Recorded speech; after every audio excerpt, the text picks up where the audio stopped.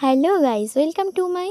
আবার কোথায় ওয়েলকাম করব তোমাদের এই গরমে? এই তো আমার নিজের হাল, নিজেই পুরো পাগল হয়ে যাচ্ছে। আর তার মধ্যে আমার ছিল বার্থডে পার্টিতে ইনভাইটেশন, তাও আবার পৃথিবীর শেষ প্রান্তে। পৃথিবীর শেষ প্রান্ত বলার কারণ আমি এখন রয়েছি হালিশ শহরের বাড়িতে, আর যেতে হবে আমাকে শ্যামবাজার। এটা ভেবেই আমার আরও গরম লাগছিল, কিন্তু আমার কোনো উপায় ছিল না, কারণ বিগত 2 বছর আমি যাইনি এবং এবারে আমাকে শেষবারের মতন ওয়ার্ন করে দিয়েছিল আমি যদি না যাই তাহলে নাকি তারা আমাকে আর জীবনে ডাকবে না।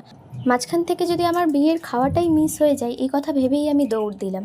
তারপর ট্রেনে উঠে প্রায় 15-20 মিনিট ধরে অনেক কষ্টে চিরুনি তল্লাশি চালিয়ে আমি এরকম একটি জায়গা বেছে নিলাম যেখানে মাথার উপর পাখা থাকে। সো প্রাউড অফ মাইসেলফ, জীবনে কিছু তো অন্তত করতে পেরেছি, এটা ভেবেই আমার নিজেকে ধন্য মনে হচ্ছে। এদিকে দমদম স্টেশনের বাইরে এসে দেখলাম সেখানটা পুরো গড়ের মাঠ হয়ে গেছে।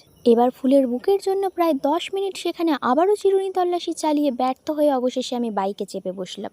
বাট ওয়েট, বাইক কার? র্যাপিডো?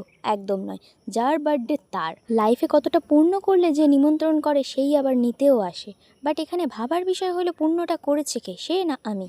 এই সমস্ত ক্যালকুলেশন করতে করতেই আমি গন্তব্যস্থলে পৌঁছে গেলাম। এবার শুরু হলো কেক কাটা পর্ব, কিন্তু এখানে আকর্ষণীয় বিষয় কেক নয়, উপর থেকে পড়া টাকার বৃষ্টি, যেটা তারই গার্লফ্রেন্ড কৃত্রিম উপায় আবিষ্কার করেছিল। না ফাটা সেল থেকে ঝাড়া মেরে টাকা পড়ে, কিন্তু সেই প্রচেষ্টাও ব্যর্থ হওয়ার পর অবশেষে তিনি হাতে করে করে টাকার বৃষ্টি ফেলতে লাগলো এবং বলল, এগুলো কুড়িয়ে রাখো, এটা দিয়েই রাত্রের ডিনার হবে। গার্লফ্রেন্ডের এই কথা শকড হয়ে গিয়ে বার্থডে বয় লাফ কেটে উঠে তার মুখে একটা সজোরে কেক ঠুসে মারলো। তারপর জয়রাম হুপ বলে আরেক লাফ দিয়ে নিচে পড়লো আমাদের মুখেও কেক ঠুসবে বলে।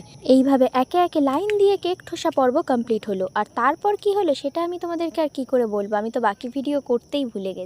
Amazing!